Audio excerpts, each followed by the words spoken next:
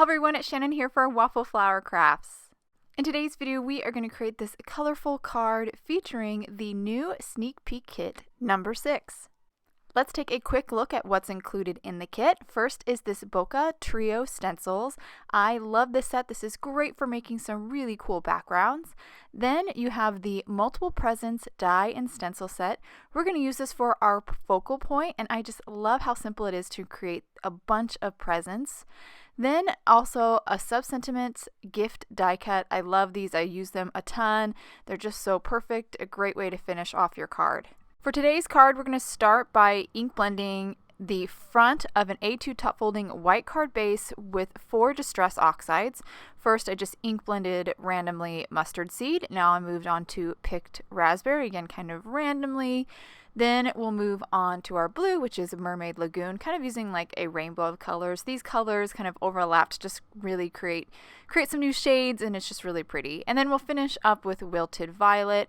Again, just ink blending here and there, just kind of filling in the last remaining white spaces. And then after I get kind of that base down of the Wilted Violet, I'll kind of go back through some of the colors that I used earlier, just to kind of fine-tune this blend, smooth out some of the transitions, add a little bit more color if I feel like there's not enough. And once I finish this background, we'll be ready for the stencils. So today I'm just showing you one way to use the Bokeh stencils, but there are tons of different ways to use them.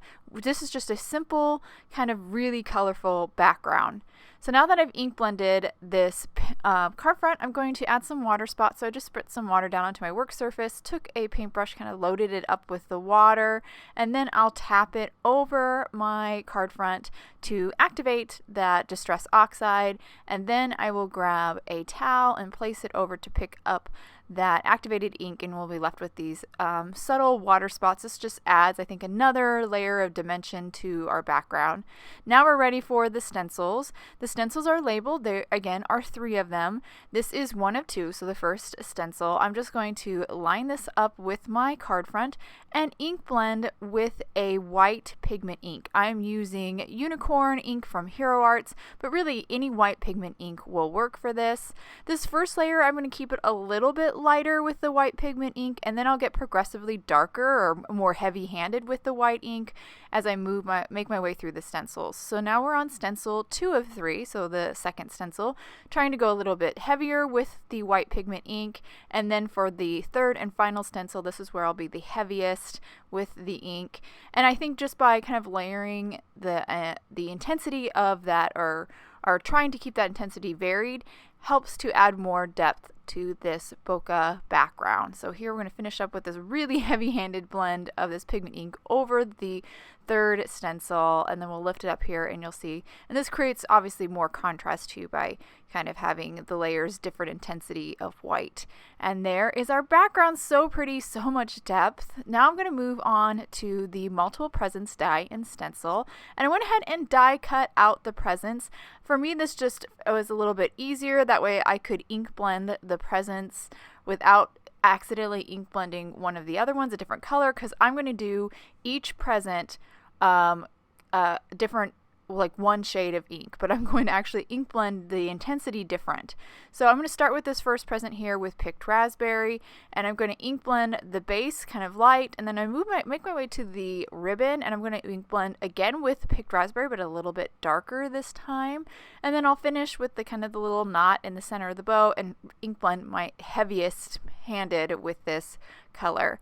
So by just using one ink and kind of varying our pressure, just like what we did with the white pigment ink, we're going to get a pink present that has an array of different pinks. Now we're going to move on to our next present, and we're going to do the same thing. Again, I'm using Wilted Violet. For bigger areas, I like to use a blending brush, and then for the smaller areas, I switch over to one of the shader brushes. I just find that it's a little bit easier to get a lighter blend when I use the big blending brush, and when I'm in the smaller areas, I'm typically going darker, so the shader brush works great for those.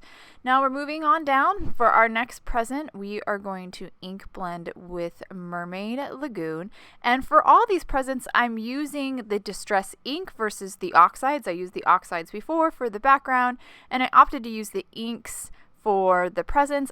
That's just because I find it's a little bit easier with the inks to ink blend an array of different tones with that one ink. I just think it's a little bit easier.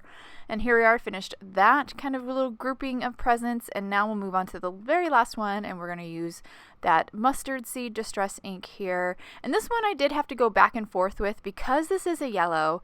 It's harder, or yellow, and yellow is a light shade. It is harder to kind of get those that different range of tones.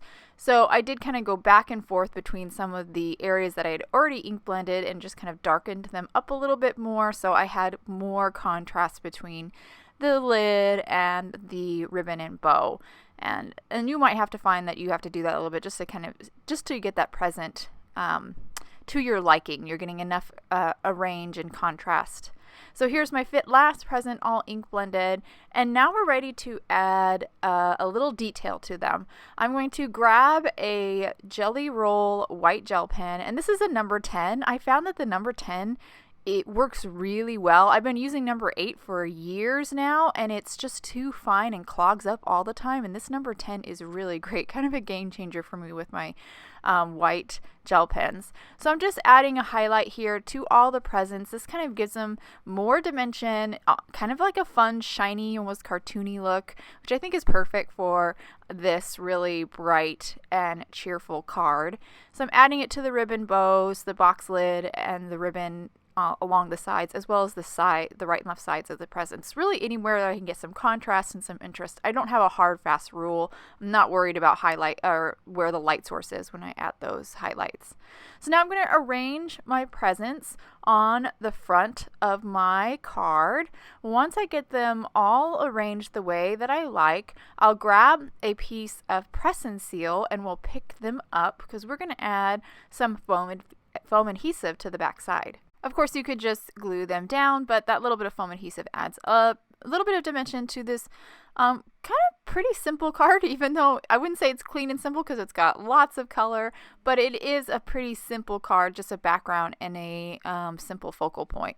So I removed the backing on the foam adhesive. Now I'm going to stick it back down, and on my right here, I've already pulled out or detached one of these sub-sentiments from that sub-sentiments gift set included in the kit.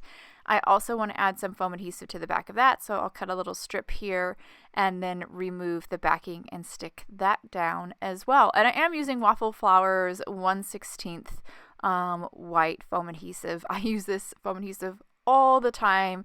It's so handy, such a great thickness, and the fact that it has 1/8 strips makes it so easy to use. And here's the finished card. I'll hold it to the camera here so you can get a good look. I love the way it turned out. It's such a fun and cheerful kind of birthday card, but you could really change the palette and it could work for a lot of different occasions. I hope you guys enjoyed today's card and video. Thank you so much for watching, and I hope you have a wonderful day.